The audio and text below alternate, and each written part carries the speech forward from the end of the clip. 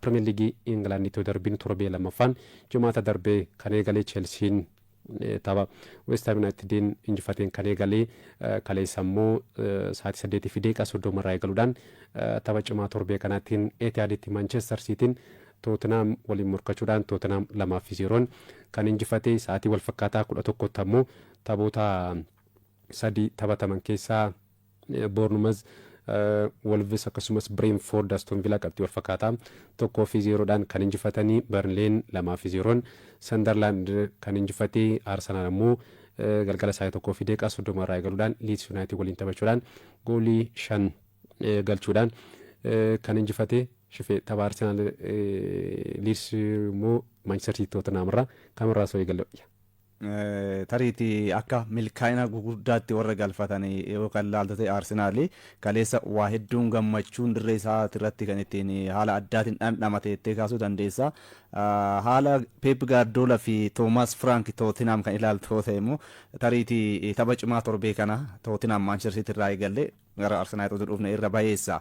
Keessumattuu warra haalli bara kana jalqabbii isaanii fooyyee ta'e keessa Arsenal akka ta'e City'n garuu akka jalqabee fi akka kaleessa ittiin injifatame kan ilaaltu yoo ta'e immoo ammas Manchester City'n sarara warra morkattoota keessatiin ala akka ta'e tarii taphni torbee lammaffaa ta'us gamanuma kilaboota jajjaboo waliin bara kanas morkachuu akka hin dandeenye tapha irratti mul'ate waan ta'eef tariitii tapha kana fi imala Pep Guardiolaan as dhiyoodhaa maalirraa osoo eegallee bayeessa jedheen kaasaan. Keessattuu Pep Guardiolaan erga Premier League England Manchester City leenjisuu eegalanii booda kilabiin taphoota hedduu ittiin mo'ataman Tottenham taphoota 8 hunda garuu baadhe kilaba kanaan mo'atamuudhaan sadarkaa tokkoffaa irratti kan argamu kilabiin Manchester City'n yeroo 8 kan inni mo'atame hagam Tottenham Manchester City injifachuudhaaf akka itti salphatu kan agarsiisudha. Bara darbees 4-0dhaan kan injifate inumaayyuu Manchester City'n kufaatiinsaa yeroo eegalu waancaa Carabao 2-0dhaan achirraa kan eegale. Waan kana ibsuudhaaf fakkeenyaaf yeroo tokko yookaan kubbaa miilaa yeroo taphatu yookaan dirree keessa yeroo fiigicha fa'aa fiigdu yeroo daandii fa'aa namoota waliin deemtu kophee kee keessa dhagaa xiqqoo yeroo seentee si rakkistu akkas jettee ibsuu dandeessa. Pep Guardiolaan Manchester City'n Tottenham akkasitti jettee yaaduu dandeessa. Hagam itti sirriitti akka Tottenhamin irra deebiidhaan qoramaa akka jiru. Kaleessa Etihaditti 2-0dhaan kan inni mo'atame daqiiqaa 35 irratti Brian Johnson taphni boqonnaa duraa xumuramee kan daqiiqaa 45 xumuramee daqiiqaa qisaasee kenname keessatti ammoo Joao Palhinha goolii lammaffaa galchuudhaan Tottenham 2-0dhaan kan injifate. Manchester City'n tapha torbee jalqabaatiin Wolves yeroo injifatu walumaan ture kan mari'anne hagam Manchester City'n daqiiqaa 30 booda hanga daqiiqaa 30ffaatti rakkateetti kan ture sana booda garuu ga'umsa gaarii mul'isuudhaan goolii 4-0 injifatee. Tijani Reinders ga'umsa bayeessa kan itti mul'ise. Erling Haaland goolii galchuu kan itti deebi'ee Ryan Cherki jijjiiramee seenuudhaan goolii galcheera. Oscar Bob Rico Lewis fa'aa ga'umsa gaarii qindoominni sararrittisaa kan Diaz fi akkasumas John Stones mul'isaati turan akkasumas James Trafford goolii gaan kun wantoota fooyyessuu qaban silasiin jedheen ture shifar misbaawdii waliin kan marachaati turre torbeerraa wantoota kana kaasnetti kan turre tarii kaleessa Manchester City gatii kaffalchiise kan jedhu eeyyen malamalteen kan Thomas Frank bakka guddaa kan kennituuf krediitii guddaa kan kennituuf garuu immoo goolee gaan Manchester City James Trafford torbeerraa taphataan kun goolee gaan kun kubbaa deebisuu irratti wantoota ciccimina qaban qaba garuu immoo kubbaa yeroo gareen tokko kubbaa si harkaa buufachuudhaaf haayilaayiniidhaan sirriitti sarara pinaantii keessa dhufee kubbaa akka ijaarteen baane si godhu kubbaa yeroo sirriif yeroo barbaachisaa irratti akka Ederson Moraes kubbaa dheeraa Erling Haaland faati yookaan immoo qarqara lamaan taphattootaaf kennu irratti wantoota kanneen fooyyessoo qabu torbee darbee kaasneetti kan ture kaleessas kan mudate kanuma fakkeenyaaf goolii lammaffaa Joao Palhinha yeroo gooliin kun Manchester City irratti galu dogoggora guddaa inni raawwate Nico Gonzalez sarara pinaantii keessatti dhiibbaa keessatoo jiru taphataan Pap Sarr kan Tottenham maark isa godhee isa bira soo jiru isatti kubbaa inni kenne Saar battalumatti dhufee kubbaa sana harkaa buufachuudhaan Joao Palhinha goolii galche. Yeroo kanatti goolii egaa Manchester City James Trafford murtoon inni murteesse yookiin akka Ederson Moraes ta'uu dhabuunsaa Manchester City gatii kaffalchiiseera. Oscar Bob iddoo sirrii qabatee fi kan ture akkasumas taphataan Rico Lewis kan Manchester City innis iddoo banaa soo jiru akka Ederson Moraes fakkeenyaaf Ederson Moraes wanti nan akka dhuunfaatti irraa taphataa goolii egaa kanarraa jaaladhu dhiibbaa keessa illee yoo jiraate eessatti kubbaa kennuu akka qabu yeroo barbaachisaa fi yeroo sirrii irratti taphataa sirriidhaaf kennuu akka qabu goolii egaa akkasitti komatamu miti. Kan James Trafford garuu eeyyee dhugaadhaa muuxannoo hin qabu umurii 22 irratti argama. Yeroodhaa gara yerootti sana fooyyessaa deemuu danda'a. Garuu Pep Guardiolaan amma dogoggora kaleessa goolii egaan kun raawwateen Ederson Moraes Galatasaray dabarsanii kennuu kan jedhu sun anaaf gaaffiidha.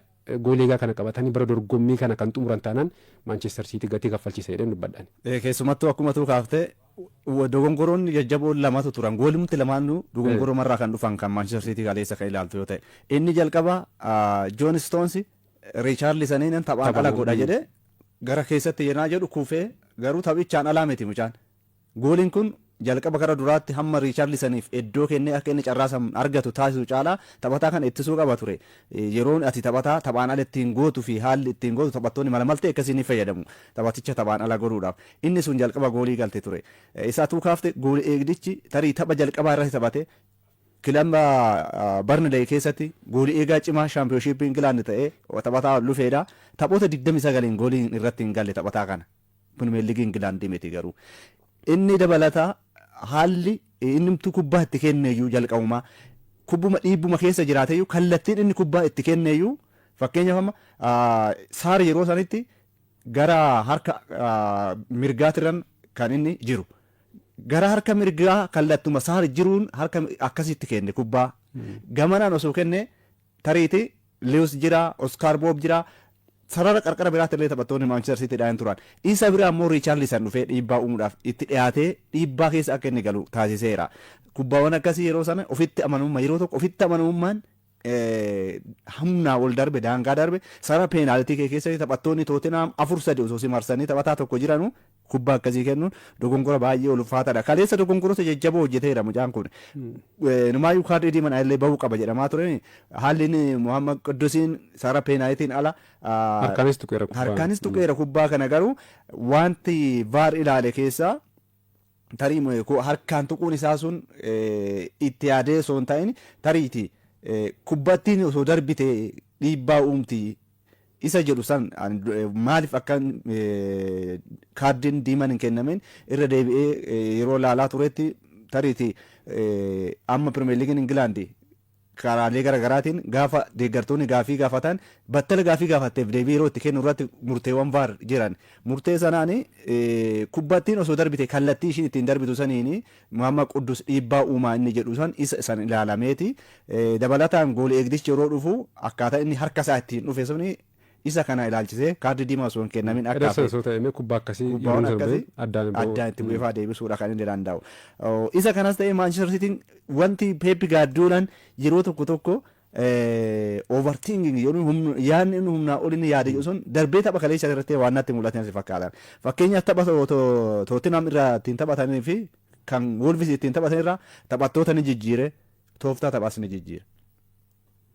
Tapha sana amma teessoorra teessisee sanaalatti Bernardo Silva sara gidduu ture taphataan kun kubbaa siin buufataa erga isaan seenanii jijjiiramni tapha kaleessa Rodri Fode faan erga seenanii tarii Rodri Fode miidhamarra turanii Bernardo Silva miidhaman qabu ture Omar Mamush taphataan kun carraatti argateen fayyadamuu dhabuun isaa boqonnaa dura inni dabalataa afur tokko fayyadame kaleessa tooftaa taphaa kan ilaaltu yoo ta'e Pep Guardiolaan sarara lakkoofsa ishee 6 sarara ittisaa taphattoota fuulduraa irra Gonzales qofa ture jidduu san guutummaa taphattoonni Tottenham dhibba irraa fudhatanii turan kubbaawwan taphattoota Manchester City kutaatiin turan akka taphattoonni kunneen wal bira hin geenye tapha isa darbisan irratti Bernardo Silva Gonzales fi Teejaanii Reenders waliin qindoomsee ture Peep Gaardiolaan. Olaantummaan immoo taphattoonni Manchester City Reenders akkaataa inni kubbaa Wolves irratti ittiin turee fi kaleessa immoo Tottenham irratti immoo taphaan ala ta'eera. Taphataan kun socho'uudhaan hin dandeenye darbeetti yoo ta'een ala.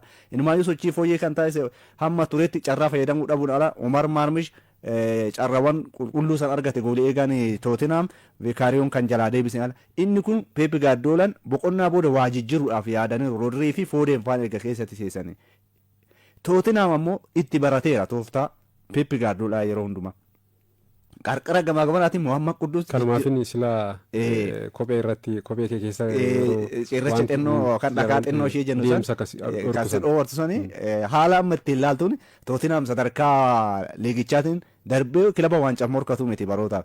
Garuu kilaba waancaadhaaf akka morkanne Manchester City kilaboota jajjaboo taasisan keessaa Tottenham isa tokkodha. Caalaadhumatti immoo Manchester City irratti olaantummaa isaanii kun inumaayyuu kan dorgommii hundumaan waliigala Liverpool waliin kaleessa taphoota 10 garee injifatee Peep Gaardiolaa mo'ate keessa wal qixxaatanii riikaardii kan itti qoodatan ture kaleessa Tottenham fi Liverpool qixa kanaan.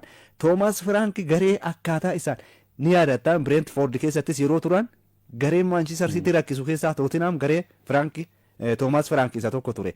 Kubbaa taphattoonni garee faallaa akkaataa waliif daddabarsa isaanii addaan kukkutuudhaan beekamu. Amma kaleessaas yaa'insa kubbaa Manchester City dhoowwataniiru taphattoonni Tottenham. Inumaayyuu gidduutti caalmaa taphaallee erga goolii galchanii irraa fudhataniiru Manchester City boqonnaa dura dhibbeentaa taphaa caalee taphataatiin ture.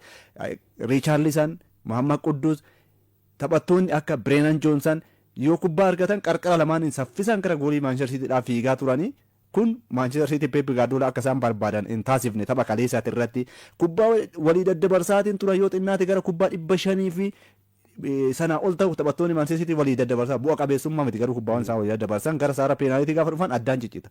Isa kanaan Peep Gaardiolaan yaaddoo isaan keessa isaan tariiti taphattoonni akka Raya Cherki dabalataan tariiti hanga turetti hanga yeroo miidhamootitti kubbaa kallattii Richarlison kubbaa ittiin kennee gooliin ka'umsa gooliin jalqabaa ittiin galteen kan ture Raya Ayetunur miidhamee dirreedha erga ba'ee booda gooliin kun galte. Taphataan kun tapha isaa irrattis taphataa murteessaa ture. Tapha madaallii ga'umsa gannaa waancaa kilaboota addunyaatti irratti taphattoota murteessoo Manchester City Wolves irraa mallattee keessaa isa tokkodha. Inni sun erga miidhamee Diaz kukkufaatiin ture. Taphataan kun amma umrii isaas deemaa 28 ta'uun akka kanaan dura ittiin beennu san hin turre. Johnson, Stone taphattoota baroottan darba Manchester City keessatti murteessaa ta'e keessaa Josko Gvardiol hin jiru kun Manchester City keessumattuu rakkoon lama Manchester City goolii eegaa fi sarri ittisaa isaanii sirriitti taphattoota kilaboota amma Liverpool morkataa waancatiif jabaa ta'e keessaa rakkoo sarri ittisaa akka qabu ifatti beekamaan garuu goolii eegaa cimaa qaba. Manchester City rakkoo kana lamaanuu qaba. Peep Gaardiolaan taphichaan booda kaleessa murtoowwan kanarratti baay'ee akka gaabbanis dubbataa turanii waa'ee Ederson tariiti fuula isaa ilaalaa turte taphicha kaleessa yoo ture baay'ee gaddaa akka ture fuula guuraa ta'aatiin ture Ederson amma eenyuun fidata goolii eegaa akka Ederson argachuun nutti ulfaata Manchester City. Modeela kubbaa miilaa Premier League England goolii eegdota keessaa isa tokko ta'edha. Kun Peep Gaardiolaan ammas morkii waancaatii fi akkasuma gareewwan jajjaboo waliin taphoota ittaanan immoo gareewwan jajjaboo waliin kan qabu Manchester City. Inni kun gatii isaan baasisuu akka danda'u gamanuma tapha jalqabaa irratti madaalle jedhee kan kaasu. Kana alatti tariitii carraa argattu hin fayyadamne yoo ta'e kaleessa taphicha ilaalaa horaa turre saamii fa'aa jennee ilaalaa turre jettoota garee keenya waliin dubbachaan ture. Omar Marmush kubbaa Erling Haaland isa mijeessisan dabalatee isa kan ittiin dursu ture. Dursitee gaafa dursa fudhattu dhiibban sirraa hir'atu san itti fayyadamuu dhabuun tooftaa taphaa kan keenya jijjiirra. Inni kunillee gatii isaan baasee boodarra jijjiiramanii hamma bahutti dheeraa Raya Cherki taphataan kunillee tapha isa jalqabaa irratti hamma kaleessa amma eegamu sarraa ga'umsa ittiin wal baruudhaaf hamma tokko kan ittiin rakkate ture itti kaasuu kan dandeechu. Kanas ta'e garuu Peep Gaardiolaan tariitii amma Rodrii fa'aa miidhamuuniif erguma jijjiiramanii seenanuu carraa kan itti xinnoo ishii fooyyessan taphattoonni Fodenii fi Rodriin erga dirree seenanii hamma tokko fooyya'aniiru kun taphataan irratti fooyya'uu danda'ullee yeroon isaa amma hin geenye waan ittiin kumatamu jedhaatiin ture Peep Gaardiolaan taphichaan booda torbee lama ta'us garuu waan baay'ee fooyyessuu qaban. Deeggartoonni Cityidhaa aaraa turan kaleessa dirree gadhiisanii bahaatiin turan. Warri Tottenham ammoo daballee ammas warri dabalaa injifannoo sirra dabalaa jedhanii yeroo itti jeeqaadhaa turanii Peep Gaardiolaan jalqabas tilmaama shaampiyoonummaan arganne sadarkaa sadaffaarra kaameera akkaataa ga'umsa kilaboota kanaa ilaalameen akka garibaatti garuu akka deeggartootaatti bara darbe waancaa tokko malee isa xumurasan bara kana waancaa malee xumuruun barbaadan dhiibbaa nama Pep Guardiola irratti jira taphattoota mallatteessifachuu barbaadan mallatteessifamanii jiru. Siitiin maallaqni giddu galeessaa nama mallatteessu malee taphattoota irratti taphattoota murteessoo kan ittiin fidateedha. Amajjiirraa eegalee maallaqni baase salphaa miti. Bakka tokkotti akka Arsenaal fa'aa ganna kana hin baafne malee isa kanaan dabalamee Pep Guardiolaadhaaf yeroo dhiphinaati kaleessi jettee kaasuu dandeessa. Haalandis goolii 2-0dhaan yeroo durfamaa turan kubbaa addaan qilleensa irra kennee ibsan osoo galcheeti ture. Manchester City gara taphaatti deebisuu ni danda'a kan ture. Dhimma goolii eegaarratti tarii fakkeenyaaf kan Arsenaal David Raya kaaste torbee jalqabaatiin Manchester United waliin taphattoota Arsenaal gara dirree seenan keessaa ga'umsa baay'isa kan mul'ise Arsenaal qabxii 3 guutuu fudhate akka bahu kan gargaare David Rayaadha. Kaleessallee Leeds United darbii kubbaa isaan addaan waan yaalaa haalli ittiin deebise baay'isa kan ture goolii akkasii kan qabaatu yoo ta'e waancaadhaaf morkattaa tapha injifattee akka baatu si gargaara akka moomni kan si taasisudha.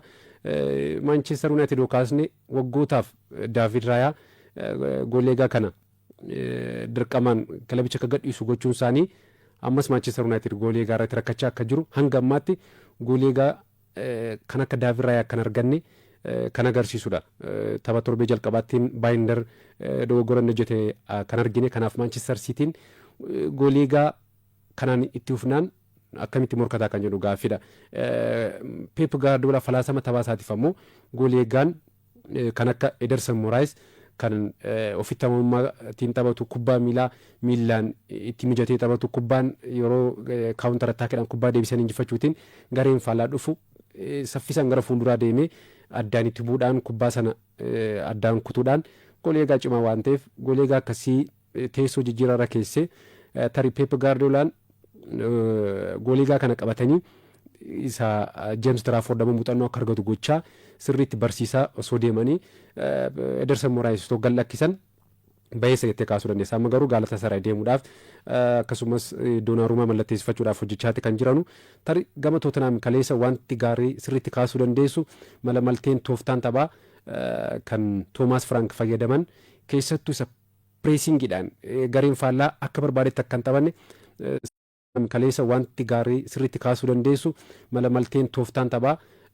kan Thomas Frank fayyadaman keessattuu isa pireesingiidhaan gareen faallaa akka barbaadetti akka hin taphanne saffisaan kubbaa buufachuu dhiphuu keessa galchuu goolii lachanuu haala kanaan kan gale fakkeenyaaf goolii tokkoffaa kubbaa fageenya irraa isaan qabatanii deemanii Richarlison Brian Johnsoniif kenne sana taphattoonni Manchester City goolii kan Tottenham Vicario kubbaa sana sarara penaltii keessatti kan isaanii keessatti kubbaa eegalchiisee kubbaa sana buufachuudhaaf taphattoonni Manchester City sarara fuulduraa sirriitti gara fuulduraa yeroo deeman taphattoonni sarara isaas kan Manchester City haga sarara gidduu kan sararame sanatti dhiyaataniiti kan turan yeroo sana kubbaa 2-3 walii kennanii Manchester Cityin high pressingiidhaan fuulduratti dhufee sana laalanii 1-2 walii kubbaa walii dabarsanii battalumatti kubbaa qilleensarra walii kennuudhaan goolii galchan.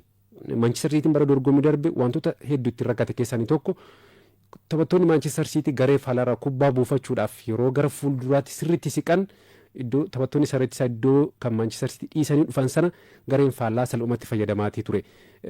Qindaa'an ture pireesingiin isaanii kubbaa buufachuudhaaf pirees yeroo gootu taphataan sarara fuulduraa gidduu ittisaa qindoomina qabaachuu baannaan wal hubachuu qabaachuu baannaan gooliin kan irratti galu kanaaf gama kanaan Tottenham baay'isa kan ture goolii lammaffaas akkuma sila kaasee goolii Manchester City sarara penaltii isaanii keessatti kubbaa eegalchiisuudha yeroo jedhu Tottenham high press taphattoota sarartisaa haga sarara gidduu fidee kan fuulduraa immoo sarara penaltii kan Manchester City keessa galchuudhaan kubbaa sana buufachuudhaan kan isaan galchan kanaaf Thomas Frank leenjisaa kana wanti gaarii leenjisaa kanarraa jaallattu taphatti tooftaa isaanii jijjiiru akkaataa garee faallarratti hundaa'uudhaan fakkeenyaaf taphattoota sarara gidduu kaleessa fayyadaman tapha jalqabaatiin taphattoota dargaggeeyyiifaa gireefaa kan isaan fayyadaman kaleessa teessoo jijjiirarra kan turan kanaaf leenjisaan kun tooftaan taphaa isaanii taphattoota haala ittiin fayyadaman dhugaadhaa tapha lama kan leenjisaan garee tokko yeroo leenjisuudhaaf kilaba tokko qabatu taphattoonni kaka'umsa irratti uumamaa hanga taphoota muraasa 10 maalfaa taphoota walitti aansanii injifachuu danda'u. Amma garuu taphoota lamaan kanaas of nootee jijjiiramni Tootenaam keessa akka jiru kan agarsiisudha.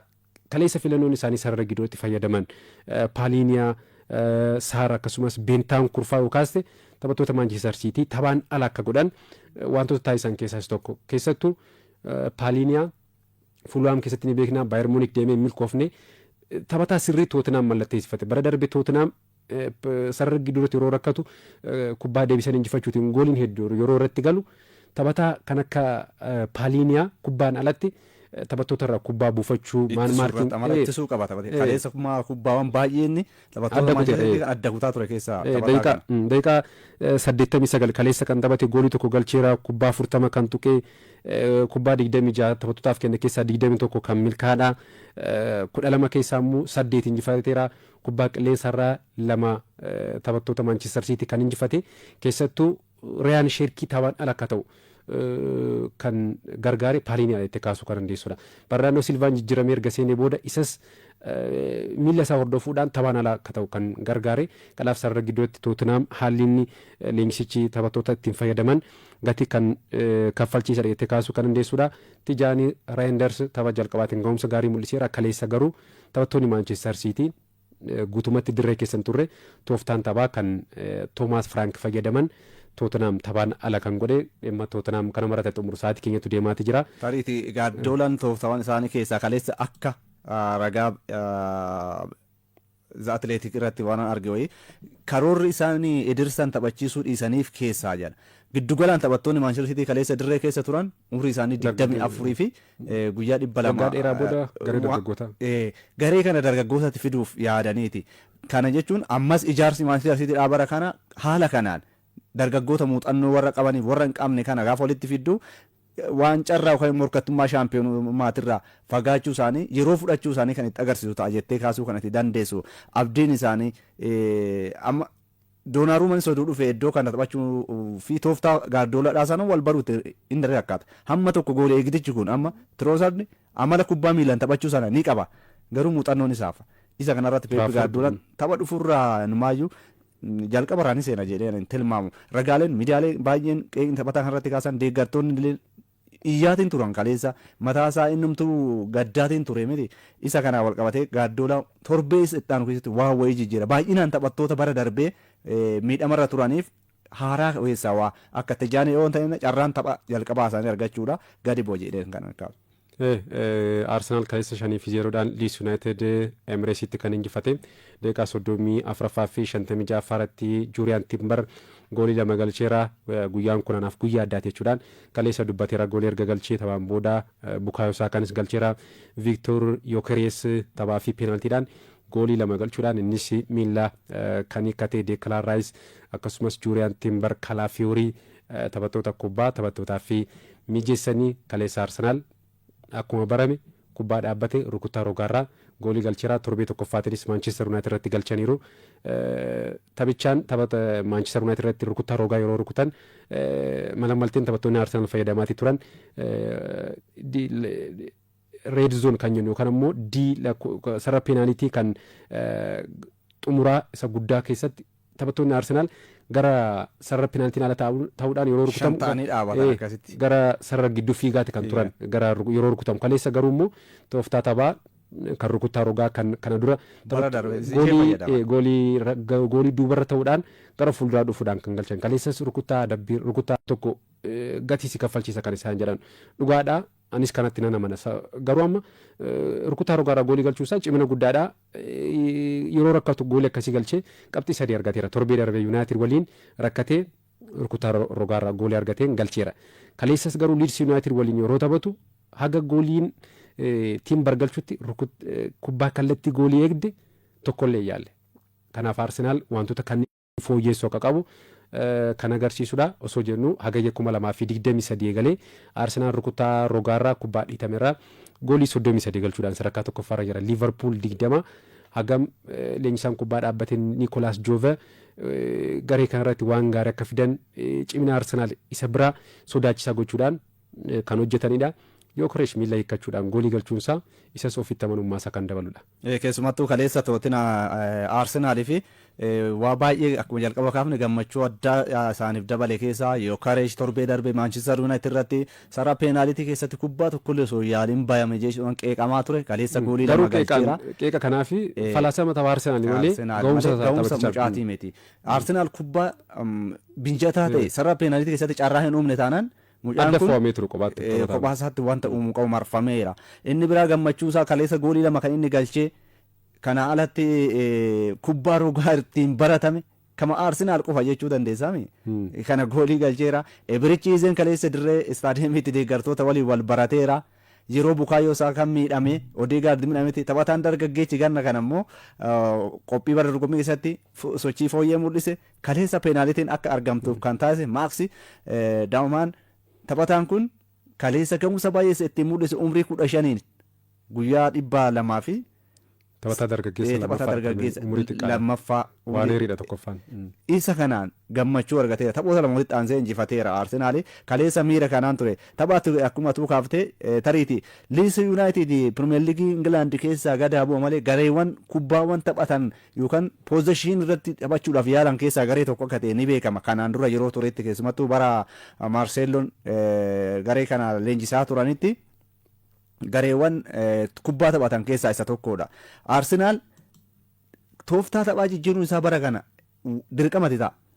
Tokkoffaa yaaluma boqonnaa ganna kanaas irratti waltajjii marii keenya kanaan duratti dubbachaa yeroo turretti Arsenaal malamalteewwan akkaataa gareen dhiyeenya kubbaa gareen inni waliin morkatu taphatu irratti hundaa'ee tooftaa jijjiiruudhaaf akka dirqamu xiinxaltoonnis irra deddeebiidhaan yaaliin qophii gannaa Arsenaalis kanuma ture. Sarara fuulduraa irratti kanaan dura lakkoofsa 9 hin qabu. Arsenaal taphataa gooliin kallattiin sarara fuulduraa goolii galchuuf dhaabbate hin qabu jechaatiin turre.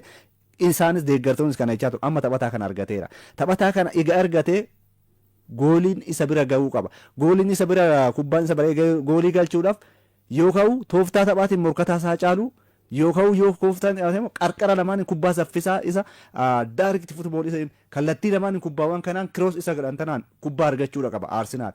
Haala kanaan tooftaa kanaan jijjiiruudhaaf yaalaniitu kan isaanii turan. Torbee darbe ni yaadatta waan akkasii yaaluudhaaf ta'e Manchester United garuu dhibbeentaa taphaa harkaa fudhatee dhiibbaa guddaa irratti taasisaa ture. Kaleessa dhibbeentaa taphaas fudhataniiru. Addatti garuu jalqaba goolii san balbala bansiisuun rukutaan rogarraa argamte kubbaan lamaanuu rogomarraa dhufte gooliin lamaan kan Teembaar galche ishee tokko addaatti bu'ee galchu malee rukuttaa rogatirraa kubbaawwan lamaan dhufteedha. Haala kanaan Arsenaal Yokeresh kaleessa goolii galchee fi bayyanatee sana booda waan hundumaan Leeds United irra caaleera. Kilabichi bara kana ollee taphattoonni akka Saakaa afaan haga dirree keessa turanitti sochii fooyyee taasisaa turani. Ani goolumti Yokeresh taphaan galcheeyyuu cimina taphataa kanaa yeroo garagaraatti ga'umsa dhuunfaasaa kan ittiin haalli inni kubbaa san qarqara irraa fudhatee taphattoota irra ittisaa Leeds keessa darbe goolii san itti galche hammam taphataan kun Premier League England wal baruu ulfaatee hangaan ga'umsa dhuunfallee jabaa akka qabu qaamanis jabaadhaan beekama kubbaan inni rukutame humna qaba akkaataa inni itti dhiite kan argitu yoo ta'e Arsenaaliif barri kun bara ittiin fooyyee jettee kaasuu kan itti dandeessu tariitii kubbaawwan argatan hunda itti fayyadamuun isaanii fakkeenyaaf goolii 5 galchite Tottenham Arsenaal kaleessa kubbaan kallattii sirree eeggattes 5 itti fayyadameera Arsenaal. Kun cimina kan argatetti fayyadamu shaampiyoonummaa kasii taasisu gama biraatiin waan argatetti fayyadamu sana booda ittisuudha. Manchester United irratti kana hojjetanii amma namoonni qeeqatiin turan ga'umsi Arsenaal bifa kanaan galmaan ga'a. Garuu morkataan kee eenyu isa jettus beekuun dirqama ta'a. Morkataa waancaa taanaan morkattoota keessa beekuu qabda. Akkamiinan siitirraa akkamitti Tottenham Arsenaal kanaan dura itti batee akka gaafa siitiidhaaf gadi lakkisee deebi'anii kubbaatti galchan irraa argaa turre ittisuun akka danda'amu taphachuun akka danda'amu gama biraatiin warri biraa gochuudhaaf kan ittiin rakkatan ammoo mala biraa qofaatti qaba Arsenaal. Tooftaa lama qabaa yoo kan kaleessaa fi hambara kan dheengaddaa ulaalte ta'e dheengadda sarara peenaalitiin ala jiru namni lama goolii eegaa bira jira. Inni biraa immoo taphattoonni 3 ta'an immoo sarara peenaalitii keessa jiru. Haala kanaan duubaa fiigaa galchan. Kaleessa ammoo nama 6 ta'anii ishee booksii ishee xinnoo sarara peenaalitii san keessa 6 dhaabbatanii 2 immoo ala dhaabbatu. Haalli ittiin Teembaar dhufee goolii san galche. Tilmaamaa miti. Tilmaa hin eegdu jechuudha. Warra kana eegdaa kan biraa dhufee goolii sirratti galche. Kunis mala biraa Mikel Arteetaa fi gargaaraan isaa hojjetan keessaa isa tokkodha. Haala kanaan Arsenaal kaleessa immoo amma dabalataan taphataa biraa fidateera tarii miidhamaadhaan Ebirichi Iizeen gaafa itti dabalamu gareen kun morkattoota Pirimeer Liigii Ingilaandi jiran keessaa talee Liivarpuul maallaqa baasee haa ilaallu malee haalli sarara ittisaa qabu wal qabate Arsenaal garee jabaa ta'uu isaa kan ittiin mirkaneesse jedheen tilmaaman. Tilmaamni an dheengadda Manchester United irratti ragaa irratti kennameef haalli an ittiin ilaale garuu anaa fi cimina Arsenaal akka ta'ettaan fudhadha. Kaleessa dhibbeentaa taphaa caaleera. Gooliis caaleera. Taphaanis gooliis. Tapha Yuunaayitediin gaariin turre garuu qabxii sadii fudhateera wanti guddaan. Guddaan isa kana. Waan fooyyessuu qabu guddaa ture. Yeroo baay'ee Chelsea yeroo leenjisan Jose Mourinho kilaboota ittiin beekaman keessatti illee kana jedhu. Kana dura Numaayyuu Siitiidhaan gaazexeessaan tokko Siitii waliin Yuunaayitediin injifatee yeroo bahu harka 80 ol Manchester Siitiin kubbaa sin harkaa fudhatee olaantummaa taphaa sin harkaa fudhateera jennaan isaan barbaadan kubbaa fudhatan qabxii sadii fudheera jedhe. Yeroo tokko jecha sirriidha. Kubbaa miilaa keessatti kan si barbaachisu qabxii sadiidha malee dhibbeentaa 80-90 kubbaa to'achuu akka jirus ta'e bu'aan qabu taanaan kaleessa Manchester Siitiin amma dhibbeentaa 60 ol kubbaa to'atee taphateera akka waliigalaati. Caalmaa taphaasoo ta'e sila Arsene Wenger waancaa hedduu fudhatu Arsenaal keessatti. Baay'ee fudhata ture. Mikel Arteetaan isa kanas yaalanii yeroo keessattuu amma yeroo kubbaa miilaa ammayyaa kanatti kana dura kubbaan miilaa kan laaltu itti bashannanuu ittiin bohaaruudhaaf jechaati kan ture amma garuu leenjistoonni falaasama isaanii yeroodhaa gara yerootti jijjiiruudhaan tokkoof tokko qabxii sadii qofa irratti argachuudhaaf isa kubbaa poosas godhanii taphachaati turan sana yeroodhaa gara yerootti jijjiiruudhaan yeroo tokko tokko ittisa cimaa godhanii kan Arsenaal Etihaaditti Manchester City waliin 2 qixa bahee torbee darbe kan United waliin argine sun kanaaf yeroo tokko tokko cimina kee kan itti agarsiistudha rakkattee sammuu gareen waancaa yeroo tokko tokko rakkatee qabxii sadii kan itti fudhatudha Liverpool torbee darbee Bournemouth waliin dirree isaarratti 4-2 yeroo injifatu Liverpool rakkateeti kan ture garuu immoo rakkatu sammuu goolii 4 galchee 4-2 injifachuudhaan qabxii sadii fudhateera gareen waancaadhaaf morkatu shaampiyoonummaaf morkatu torbeetti yeroo hunda ga'umsa gaarii mul'isaa miti rakkattees garuu qabxii sadii kan itti argattudha wanti kalee sila kaastee tokko leenjisaan Arsenaal wantoota kana dura gareen kun tilmaamaadha kan ture kaleessa hanga ta'e waa tokko jijjiiruudhaaf yaaleera fakkeenyaaf kana dura tilmaamaadha kan ture Ben White Bukayo Saka Martin Odegaard qindoomin isaan qarqara mirgaatiin uuman Arsenaal achirraa ka'uudhaan goolii galche gareen faallaa sana xiyyeeffachuudhaan Bukayo Saka akkasumas Odegaard fa taphaan ala gochuudhaan kan isaan milkaa'anii turan qarqara bitaatiin garuu gareen kun hin turre jechuu kaasuu dandeessa Martinelli akka qindoomina mirgaatiin turre kaleessa garuu Maduekeen jalqabarraa kan eegale Martinelliin kaleessa hin taphanne teessoo jiraarra kan ture Kalaafiyoorii waliin qindoominni uumaati ture akkasumas ammoo Victor Yokeres kana duratti kaasneera taphataan kun kubbaa fudhachuudhaaf Yokeres gara qarqara bitaatti kan ba'u kaleessa gooliin inni galchellee Kalaafiyoorii irraa kubbaa inni fudhate qarqara bitaa ba'uudhaan kanaaf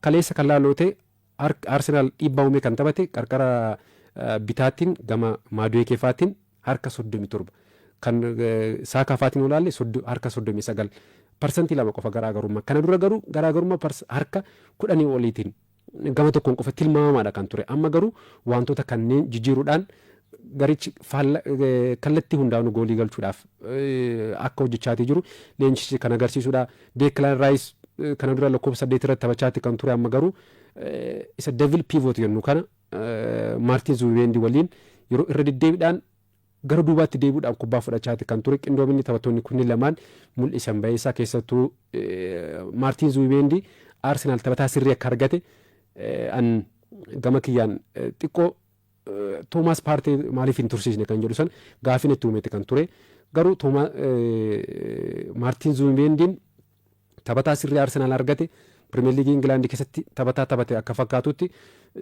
muuxannoo akka qabu kan agarsiisudha kaleessa kubbaan inni darbee yeroo tokko tokko rakkatu malee ga'umsa inni mul'ise baay'isaa kanaaf Arsenaal taphoota taananuun haala gaariitiin ni tajaajilaaf kan eegamu tarii tapha kaleessaatiin wanti kaasuu dandeenyu taphataa umurii 15 Max Doomaan tapha madaallii ga'umsaatiin ga'umsi inni mul'ise fuulduratti ga'umsa gaarii mul'isuu akka qabu kubbaa miilaa addunyaa kana keessatti gara fuulduraatti irra deddeebiidhaan maqaa kana kaasuu akka dandeenyu kan agarsiisudha.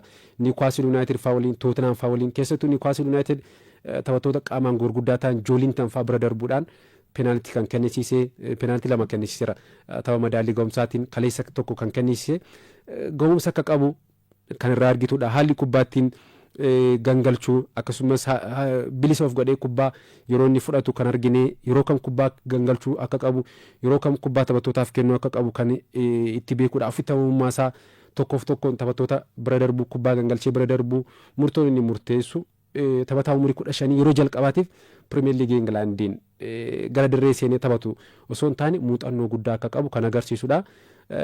Kana booda Mikel Arteetaan goolii 4-3 morkatu isaaniirratti yeroo galchan taphataa kanaaf carraa taphaa kennuudhaan muuxannoo akka gabbifatu gochuu ni danda'u.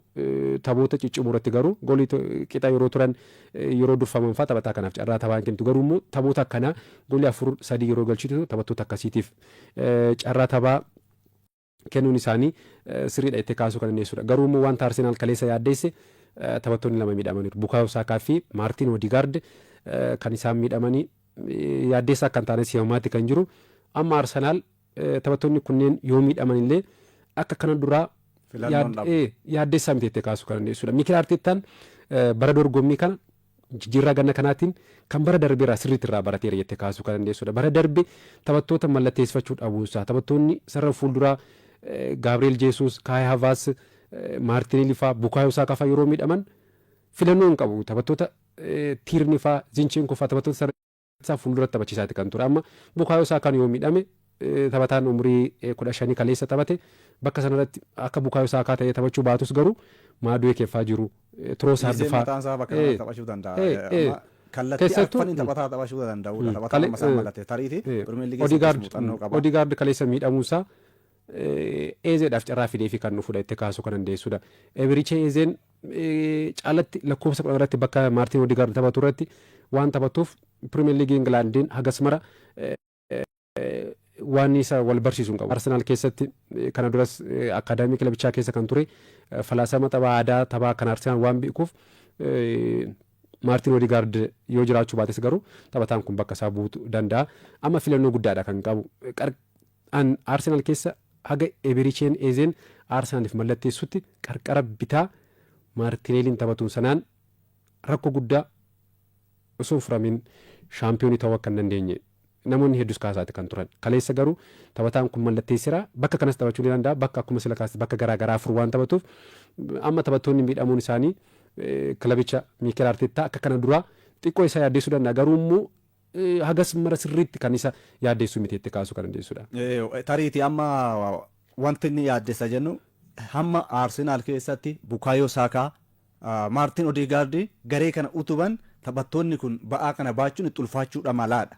Malee amma akkaataa taphattoota amma kaleessa filannoo irra kan teessoo jijjiirratti irra taphattoonni jiran akka garee kanaan dura jabana Manchester City shaampiyoonitii ta'e Mikel Merino Maartineelli faan taphanne kaleessa. Merinoon bara darbe garee Arsenaal ittiin abdatu keessa Champions League Awurooppaa imala dheeraa akka deemuu fi akka taphataa lakkoofsa 9tti yookaan immoo taphataa sarara fuulduraatti taphataa tajaajilaa turedha. Taphattoonni kun hundi teessoo irra taa'an kaleessa Maartineelliin hin seenne kaleessa.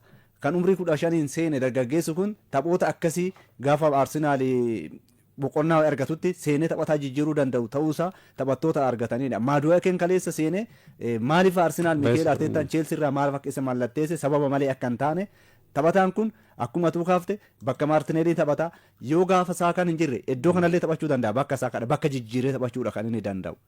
Eezeen amma dhufeera tarii Zuubameendiin taphataa gitaa Roodiriitti Manchester City keessatti barbaadamaa turedha ni yaadata garee biyyaalessaa Speen keessatti yeroo Roodiriin miidhamu Manchester Cityin ija inni kan irra buufate eenyu ture taphataa kana Zuubameendiidha kan inni ture Zuubameendiin Arsenaal waliin walaa qabatudha malee taphataan kun sarra kubbaawwan inni daddabarsu haala ittiin haadatu taasgabbummaan isaa waa ilaaluun isaa ani tapha dheengadda Manchester United irratti hir'atu dhuunfaa isaatiin taphattoota Arsenaal kamiyyuu caalaa ga'umsa fooyyee taphataa mul'iste jedheen kaasa tapha cimaa isaa irratti haalli inni kubbaa karaa fuulduraatti ijji isaatiin ilaalu kallattii taphattoonni sarara gidduu ittiin waa hubatan san taphataa adda baasee beekudha. Amma muuxannoos umriis deemeera laaligaa keessatti taphataadha kan ture laaligaanis Pirimeer Liigiitti aanee liigii jabaadha waan ta'eef taphataan kun Arsenaaliin tajaajiluudha danda'a jettee kan ati isa ittiin kaaftudha. Inni biraa Arsenaal bara kana wanta guuttachuu qabu hundumaa guuttateera. Amma milkeessuu qofa itti gaa. Ittisa leenjisaa qofatu amma tooftaa taphasaa akkaataa garee kana adda baasuu qaba. Isa xiinsammuu waancaa sana kan itti aanaa ta'e siitii keessatti argate amma dhuunfaa isaatti bahee waancaa kana fudhachuu danda'uudha qaba. Miikeel Arteetaan kana murteessine taanaan namoota jajjaboo leenjistoota kilaboota jajjaboo dhiibbaa hamaa keessa dandamachuu hin dandeenye. Bara kana keessa Miikeel Arteetaan nama jalqabaate itti kaasuu dandeenya. Ittisni isaanii rakkoo hin qabu. Garee bara darbe goolii muraasa keessumaa bara kanallee akkasuma ture. Sarri fuulduraa isaanii yoo karee hin fidataniiru goolii galchuun eegaleera qarqara lamaaniin Izeen itti dabalameera taphattoonni biroo kan akka Leandro Trossard gaafa jijjiiramanii seenan goolii galchan jiru Merinoon jira amma isa kana qabaattee Arsenaal wanti hin dhiphise ittiin jiru tariitii amma Saakaa fi Martinel tapha itti aanu tapha cimaa qaban sanaan yoo hin gaan ta'e isa san irratti qoramuudha danda'u muuxannoo taphattoonni kun qaban warri haarofte qabaachuu dhabuudhaan kan alatti Arsenaal kaleessas wanta ta'uu qabu hojjechuu qabu hojjeteeti yoo kareesh goolii galchuun isaaf ammoo miira addaa dabalattee ofitti ammaan daran kan ittiin dabaluudha.